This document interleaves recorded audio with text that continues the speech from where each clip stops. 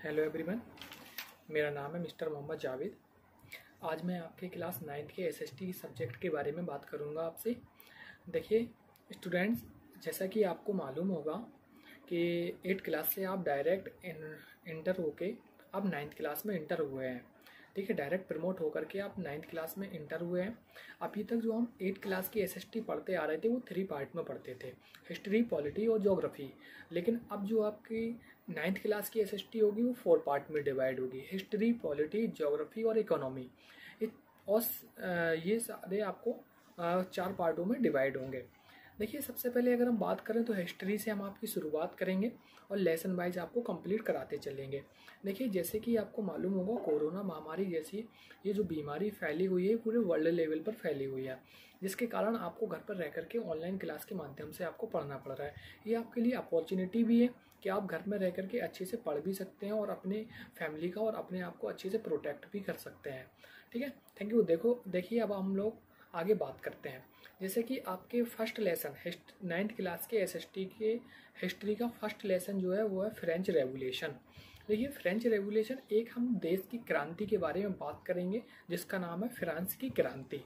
यहाँ से शुरुआत होती है हमारे लेसन फर्स्ट की, सब्जेक्ट हिस्ट्री की।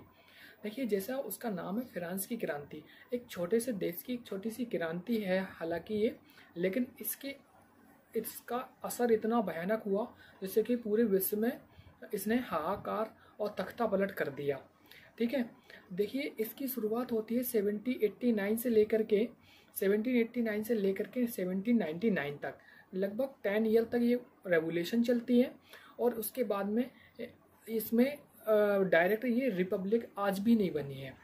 देखिए पहले यहाँ पे क्या होता था, पहले यहाँ पे क्या चलता था, लोकतंत्र। सबसे पहले यहाँ पर राजतंत्र चलता था, उसके बाद में यहाँ पर लोकतंत्र आया और फिर से यहाँ पर राजतंत्र आ गया। अब इसको हम लोग 3 पार्टों में देखें तो सबसे पहले पॉलिटिकल रीजन, सोशल रीजन और इकोनॉमिकल रीजन।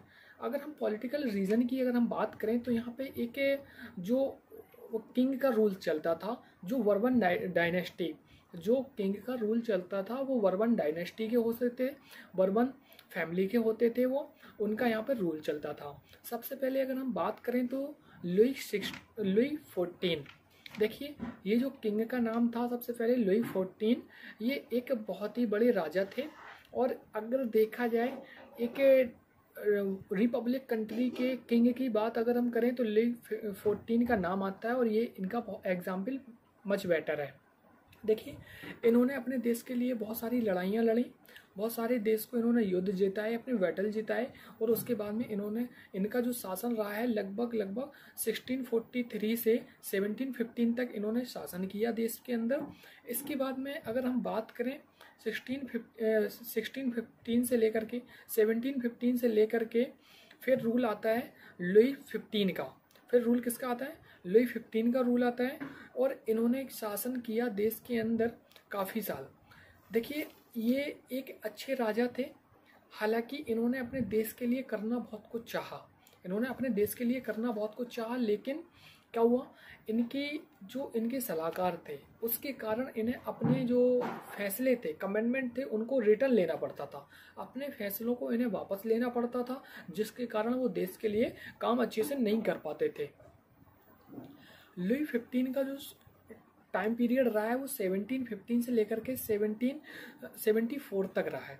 इनके टाइम पीरियड में इन्होंने देश के लिए बहुत कुछ करने के लिए भूमिका निभाने की कोशिश की, लेकिन ये अपने कमिटमेंट को पूर्ण तरीके से लागू नहीं कर पाते थे। ठीक है, इनके जो एडवाइजर थे वो उनकी वजह से इन्हें अपने कमिटमेंट वापस लेना पड़ता था, फिर आगे इन्हें अपने कमिटमेंट को चेंज भी करना पड़ता था।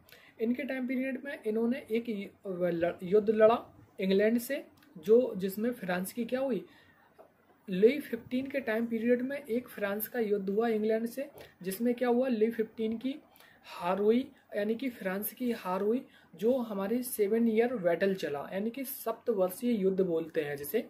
तो इसके बाद में इनका भी टाइम पीरियड ख़त्म हुआ, 74 तक इन्होंने टाइम पीरियड किया। उसके बाद में अगर हम बात करें जो असल हमारे जो हीरो हैं, फ्रांस के जो हीरो हैं लुई 16, ये थर्ड बर्बन डायनेस्टी के किंग थे ये।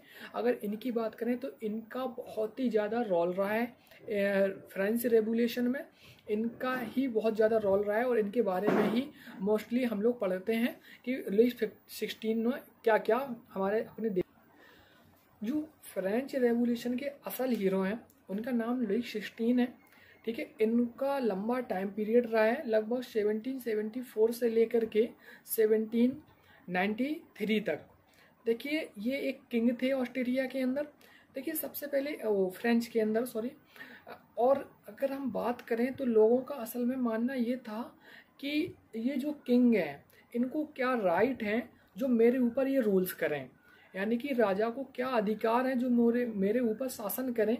असल में जो पहले के किंग हुआ करते थे, और भी कंट्री की अगर हम बात करें, हर एक कंट्री के जो राजा हुआ करते थे वो कहते थे मुझसे गॉड ने मुझे आप लोगों के ऊपर शासन करने के लिए भेजा है। तो ये लोग कहते थे किस अधिकार से, यानी कि इनको किंग को क्या राइट है जो मेरे ऊपर ये रूल करें। तो इसी के बारे में इनके ऊपर हम विस्तृत रूप से जानकारी लेंगे और इसके बारे में हम बहुत अच्छे से अध्ययन करेंगे। देखिए लुई 16 जो थे वो एक किंग थे। इनकी जो वाइफ थी इनका नाम था मैरी।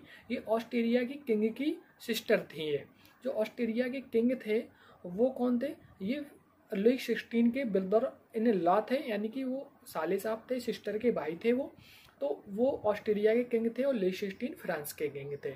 ठीक है, ये जो वाइफ थी इनकी मैरी, वो अपने यानी कि हस्बैंड यानी कि लुई 16 की बहुत ही बेकार, यानी कि बोल सकते हैं बहुत ही बैड एडवाइज़र थी ये। ठीक है, क्योंकि जब जब इन्होंने लुई 16 को एडवाइस दी, हमेशा लुई 16 को क्या मिला, पराजय मिली और उसे क्या डिफीट देखनी पड़ी उसे अपनी खुद की। तो इसलिए लोग इन्हें कहते हैं कि ये बहुत ही बैड एडवाइज़र थी लुई 16 की। अब अगर हम बात करें तो जो ऑस्ट्रेलिया वो फ्रांस के जो किंग थे वो पेरिस के अंदर नहीं रहते थे, क्योंकि पेरिस के अंदर बहुत सारे लोग रहते थे, बहुत सारी भीड़ भाड़ होती थी। तो इन्होंने क्या किया, पेरिस से दूर यानी कि फ्रांस में ही पेरिस से दूर बहुत दूरी पर एक वर्साइल्स नाम की जगह पर इन्होंने एक अपना महल बनवाया। और जो उनका महल था बहुत ही भव्य महल था, यानी कि बहुत ही सुंदर था, बहुत ही क्वालिटी वाला था। उसमें यानी कि गोल्ड से उसमें सजावट की गई थी और बहुत ही अच्छी क्वालिटी का वो महल बना हुआ था, यानी कि मानो तो ज़मीन का उसे स्वर्ग भी कहते थे। ठीक है, ऐसा उन्होंने महल बनवाया था और वहाँ पे ये अपनी फैमिली रखते थे। लुई 16 पेरिस में नहीं रहा करते थे, वो वर्साइल्स में महल में रहा करते थे, जिससे अब वो क्या होते थे, ये जनता से दूर रहते थे। जब कोई जो राजा है, जब कोई किंग अपनी जनता से यानी कि अपनी प्रजा से दूर रहेगा तो वो उसके हालातों से वो वाकिफ नहीं रह पाएगा, जिससे कि जनता परेशान है, जनता को दिक्कतें हैं, जनता भूखन मर रही है, उससे उसे जानकारी नहीं मिल रही है। इसके कारण क्या हुआ, जनता में एक रोष था, दुख था कि ये तो गलत है, वहाँ पे राजा रह रहे हैं, सुकून से अपनी ज़िंदगी जी रहे हैं, लेकिन ऐसा लुई 16 नहीं मानते थे। लुई 16 अपने अलग महल में रहते थे और वहीं पे अपनी फैमिली को रखते थे। देखिए अगर हम फ्रांस की बात करें तो यहाँ पे लोगों को 3 कैटेगरी में डिवाइड कर रखा था। सबसे पहले क्लियर्जी, दूसरा नोबिलिटी और तीसरा जो था वो थर्ड इस्टेट कहते थे। क्लियर्जी की अगर हम बात करें तो इसमें कौन आते थे, ये चर्च आते थे। इसमें लगभग पूरे फ्रांस के अंदर इनकी जो पॉपुलेशन थी वो 4% थी, लगभग 10 लाख। और जो टोटल जो फ्रांस के अंदर एरिया था उसका 10% एरिया क्लियर्जी को प्रोवाइड कराया गया था। अगर सेकेंड नोबिलिटी की बात करें तो नोबिलिटी में भी बड़े लोग आया करते थे। नोबिलिटी में जैसे एग्जाम्पल की अगर बात करें तो इसका जो 25% लैंड एरिया जो था, यानी कि जो टोटल एरिया था उसका 25% नोबिलिटी लोगों को प्रोवाइड कराया गया और इनकी टोटल पॉपुलेशन जो थी वो 4 लाख थी। अब हम बात करते हैं थर्ड ई स्टेट की। इसमें कौन कौन आते थे, इसमें देखिए कौन बिजनेसमैन आते थे, इसमें लॉयर आते थे और इसमें फार्मर आते थे और इसमें क्या कंपनीज वर्कर आते थे। अब इसमें ये पार्ट क्यों था, वहाँ पे सोसाइटी में थर्ड पार्टों में डिवाइड क्यों था, देखिए लुई 16 ने वहाँ की सोसाइटी को यानी कि वहाँ के लोगों को 3 भागों में डिवाइड कर रखा था, जिसमें 3 अलग अलग भागों में लोग रहते थे। तो पहला और दूसरा यानी कि क्लियर्जी और नोबिलिटी जो लोग थे उनको कोई टैक्स पे नहीं करना पड़ता था, उनको कोई टैक्स पे नहीं करना पड़ता था। सारा टैक्स पे किसे करना पड़ता था? थर्ड ई स्टेट वालों को, जिसमें लॉयर भी थे, बिजनेसमैन भी थे, फार्मर भी थे, कंपनी वर्कर भी थे, उनको पूरा टैक्स पे करना पड़ता था। उन्हीं के ऊपर सारी जिम्मेदारियां थी और इन लोगों को कोई टैक्स पे नहीं करना पड़ता था, जो फर्स्ट और सेकंड कैटेगरी के लोग थे। देखिए इसके बाद अगर हम बात करें तो इसके बाद इन लोगों को कोई टैक्स पे नहीं करना पड़ता था। अब अगर हम बात करें, एक टाइम की बात है, फ्रांस के अंदर बहुत ही भयानक तरीके से क्या हुआ, वहाँ पे सर्दी पड़ी और सर्दी के कारण बहुत सा वहाँ पे सूखा पड़ा। पूरी क्या एग्रीकल्चर सिस्टम जो था वो डिफीट हो गया, यानी कि पूरा फसल जो थी बर्बाद हो गई, जिसके कारण बहुत ही भुखमरी फैली फ्रांस के अंदर। इसके बाद क्या हुआ, वहाँ पे कुछ लोगों ने अपने आइडियाज़ दिए, जैसे Karl Marx, Rousseau, John Locke. ये वहाँ के कौन थे? ये आइडियोलॉजिकल थे, यानी कि इन्हें हम लोग फिलोसफर बोलते हैं, दार्शनिक थे। इन्होंने फ्रांस की जो इकोनॉमी जो बर्बाद हो गई थी उस भयानक प्राकृतिक आपदा के द्वारा फिर से वापस लाने के लिए इन्होंने अपने विचार दिए, जिसमें रूसो एक महान दार्शनिक माना जाता है। रूसो एक बहुत ही महान दार्शनिक था। अगर रूसो की हम छोटी सी कहानी आपको बताएं तो थोड़े से शब्दों में, रूसो एक ऐसा दार्शनिक था जिसने जो क्या कहता था, यानी कि उसने एक वो नारा भी दिया था जिसे कहते थे प्रकृति की ओर लौटो, यानी कि रिटर्न टू नेचर। उसका मानना था कि जो चीज़ है यानी कि कोई अगर वस्तु है, अगर प्रकृति के द्वारा जो भेजी गई वस्तु है सबसे बेस्ट है, अगर उसमें जब मानव हस्तक्षेप कर दिए जाते हैं तो फिर वो बुरी चीज़ हो जाती है। कि रूसो का ये मानना था जो प्रकृति के द्वारा बनाई गई चीज़ है, जो प्रकृति के द्वारा भेजी गई चीज़ जो है वो बहुत ही अच्छी है, बहुत ही सुंदर है। जब उसमें मानवीकृत हस्तक्षेप हो जाते हैं तो फिर क्या होती है, वो बेकार हो जाती है। रूसो ने कई सारे आइडियोलॉजी दे। जब आगे अभी हम बात करेंगे फ्रेंच रेवोल्यूशन की, तो उसमें लोगों ने मतलब वहाँ के किंग ने उसमें इम्प्लीमेंट भी किए थे। अब जब यहाँ पे अकाल पड़ा, अकाल पड़ने के कारण यहाँ के राजा ने एक मीटिंग बुलाई। मीटिंग बुलाने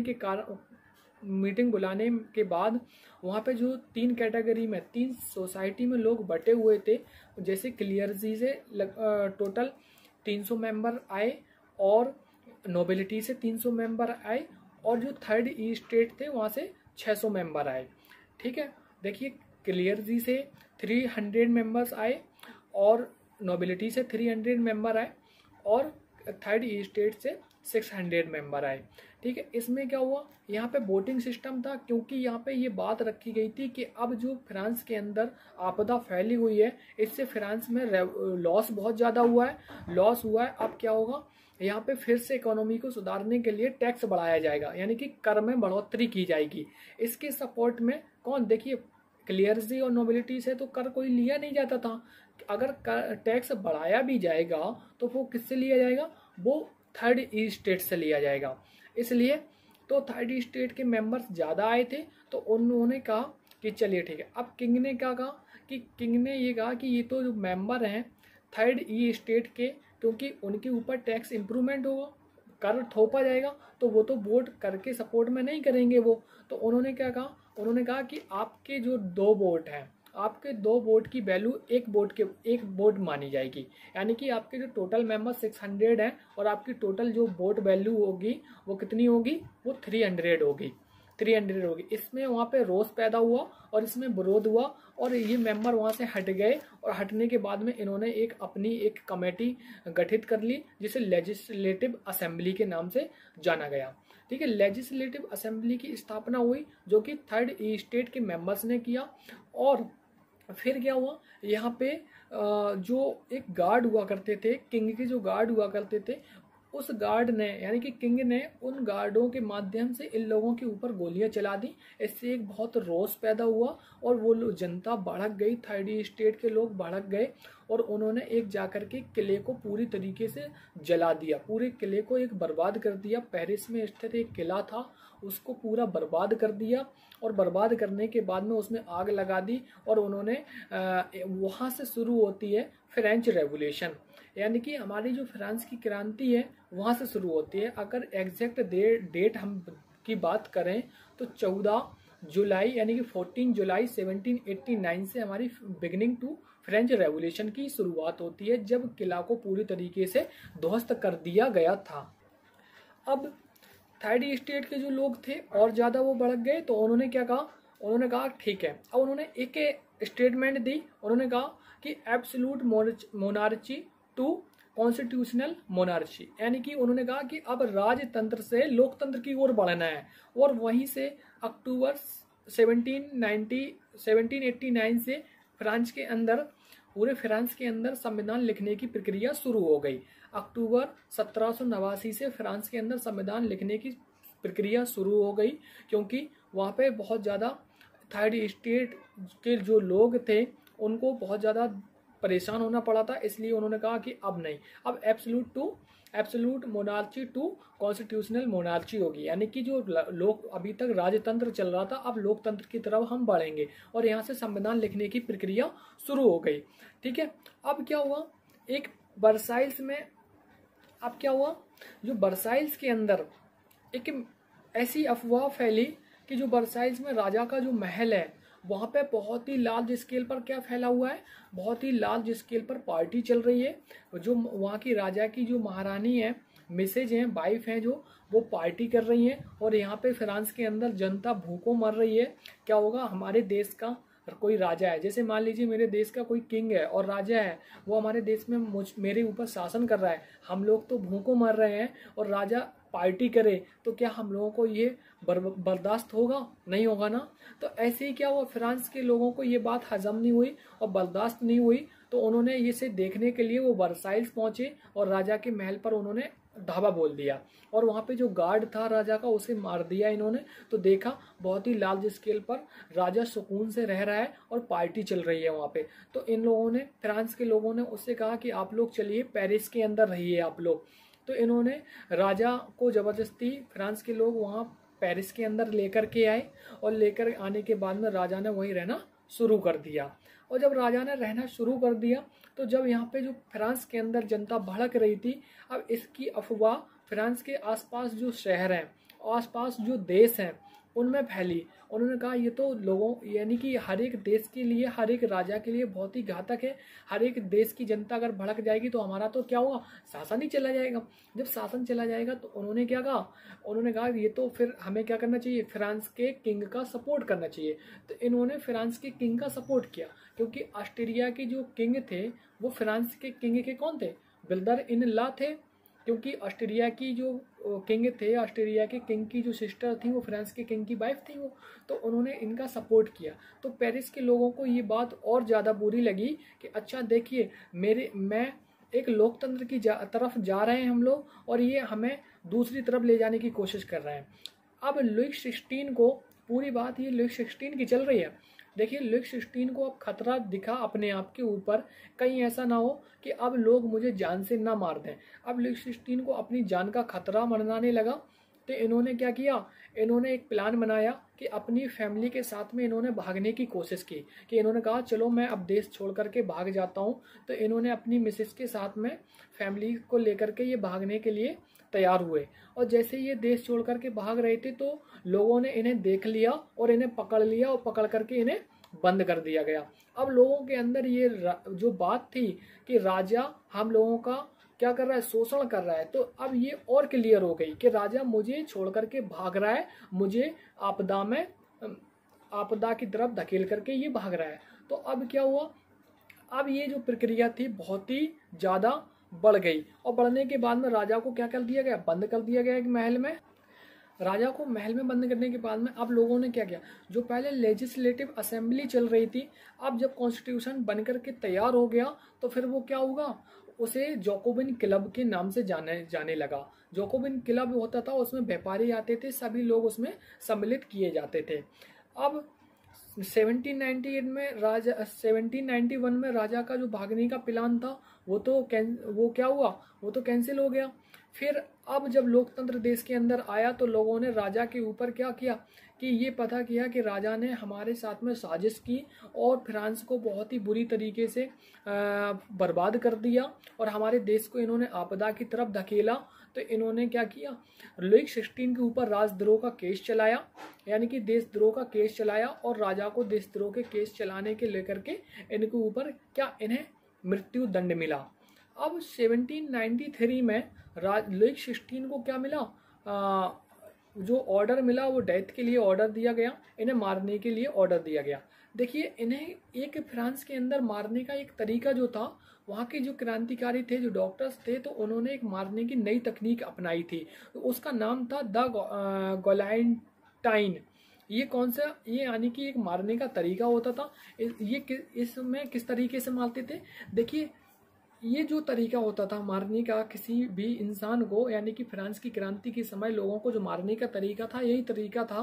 कैसे, दोनों तरफ क्या होता था, दोनों तरफ एक खंबे टाइप के खंबे लगे होते थे, बीच में ऊपर से एक ब्लेड टाइप का एक ब्लेड लटका हुआ रहता था। उसको नीचे किसी इंसान को जैसे मौत की सजा देनी हो, उसे उसके नीचे खड़ा कर दिया जाता था और उस ब्लेड को ऊपर से एक इंसान छोड़ देता था, वो नीचे आता था और बीच से इंसान क्या, कट जाता था। ये तरीका अपनाया गया और इसी तरीके के तहत लुई 16 को क्या, मौत के घाट उतारा गया, जिसके ऊपर देशद्रोह का केस चल रहा था। फाइनली 1793 में लुई 16 को क्या, मार दिया गया और फ्रांस के अंदर जो डेमोक्रेसी थी वो स्टार्ट हुई। और डेमोक्रेसी स्टार्ट होने के बाद में वहाँ पे किंग ऑफ रूल चलता है, लेकिन पूरी तरीके से नहीं।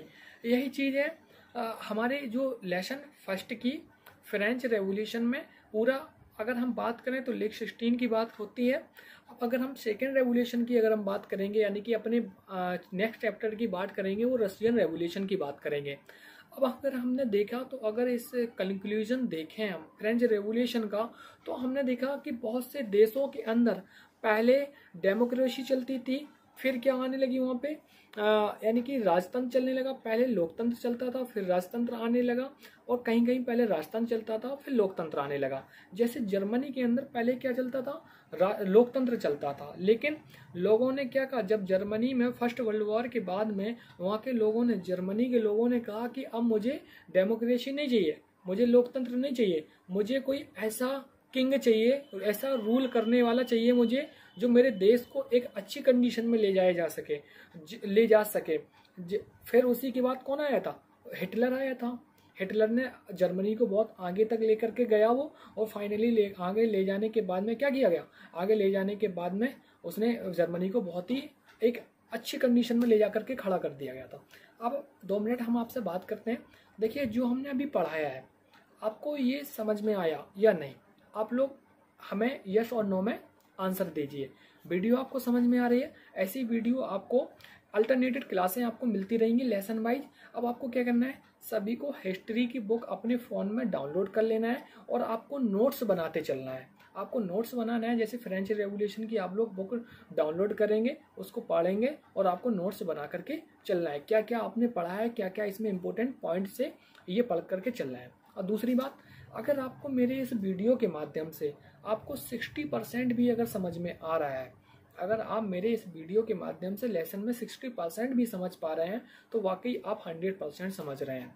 ठीक है, मैं लेसन का 100% दे रहा हूँ, और आप अगर 60% भी समझ रहे हैं तो आप 100% समझ रहे हैं। दूसरी चीज़, मैं वीडियो के माध्यम से जो मेरा पढ़ाने का तरीका है उसका मैं 100% नहीं दे पा रहा हूँ। मैं सिर्फ अपने पढ़ाने के तरीके में, यानी कि जो मेरा रीडिंग मेथड है, पढ़ाने का जो तरीका है, उसमें से सिर्फ मैं 40% आपको दे पा रहा हूँ, क्योंकि यही चीज़ मैं आपको डायरेक्ट आपके सामने समझाता, व्हाइट बोर्ड पे समझाता, तो आपको और अच्छे से समझ में आती। डोंट वरी, आप अच्छे से एंजॉय कीजिए, पढ़िए। आपको हम फिर से पढ़ाएंगे, कुछ भी समझ में ना आए आप लोग अच्छे से पढ़िए और हमें बताइए यस और नो में कि आपको ये समझ में आया या नहीं आया। हाँ, कुछ क्वेश्चन दे रहे हैं हम आपको, एवरी स्टूडेंट को कुछ नाम अपने अपने नोट कर लेना, सभी के नाम लेकर के। सबसे पहले क्वेश्चन है राधिका तिवारी के लिए। आपको बताना है ये जो कोरोना वायरस है, इसको कोविड-19 नाम कब दिया गया और कोरोना वायरस का जो पता किया गया वो कब पता किया गया था। यानी कि कोरोना वायरस को लेकर के आपको एक लेख लिखना है 200 वर्ड में, ठीक है। ओके, नेक्स्ट क्वेश्चन है कार्तिक के लिए। आपको बताना है कि इंडिया के जो कोस्टल स्टेट हैं, इंडिया के जो कोस्टल स्टेट हैं वो कौन कौन से हैं उनको लिखिए, और जो इंडिया के यूनियन टेरिटरी स्टेट हैं, कितने यूनियन टेरिटरी स्टेट हैं उनके नाम लिख के आप मुझे सेंड कीजिए। नेक्स्ट क्वेश्चन है अभय शर्मा के लिए। अभय शर्मा को जो क्वेश्चन दिया गया, प्रेजेंट टाइम में बीसीसीआई के डायरेक्टर कौन है, आपको अभय शर्मा को बताना है ये। नेक्स्ट क्वेश्चन है गरिमा के लिए। आपको बताना है कि लॉर्ड डलहौजी भारत का गवर्नर जनरल कब बना, ठीक है। नेक्स्ट क्वेश्चन काशिका के लिए है। आपको बताना है कि जो 2014 में इलेक्शन हुए थे, 2014 में इलेक्शन हुए थे, उसके बाद में प्राइम मिनिस्टर नरेंद्र मोदी जी आए, उन्होंने जो कमीशन तैयार किया, नाम चेंज किया, जो प्रेजेंट टाइम में नीति आयोग के नाम से जानते हैं, उसका पहले का नाम क्या था, ठीक है। और भी लोग जो जिन लोगों को क्वेश्चन नहीं दे पाए हैं हम नेक्स्ट वीडियो में देंगे। ओके, आप लोग बताइएगा ज़रूर वीडियो आपको कैसी लगी। Thank you, all the best. घर पर रहिए, अपने हैंड्स को सैनिटाइज करते रहिए, अच्छे से पढ़ते रहिए। All the best, I miss you. Thank you.